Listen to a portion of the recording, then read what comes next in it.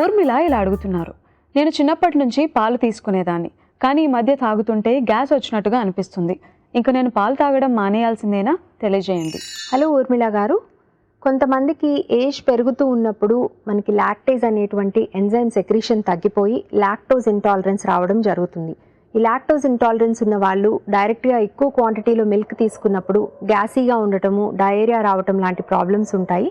ఇవి అవాయిడ్ చేయాలి అంటే మీకున్న లాక్టోజ్ ఇంటాలరెన్స్ సిమ్టమ్స్ని బట్టి చూస్తే తక్కువ పోర్షన్లో మిల్క్ తీసుకోవడము, డైరీ ప్రోడక్ట్స్ అంటే కేవలం కర్డ్ కానీ బటర్ మిల్క్ కానీ ఇలాంటివి మాత్రమే తీసుకోవడం చేసినట్టయితే గ్రాడ్యువల్గా సిమ్టమ్స్ అవాయిడ్ చేయొచ్చు. బట్ ఎప్పుడు కూడా ఎక్కువ క్వాంటిటీలో తీసుకుంటే మిల్క్ అనేది మీకు ట్రబుల్సమ్ అనేది అర్థం చేసుకొని తక్కువ క్వాంటిటీలోనే తీసుకోండి.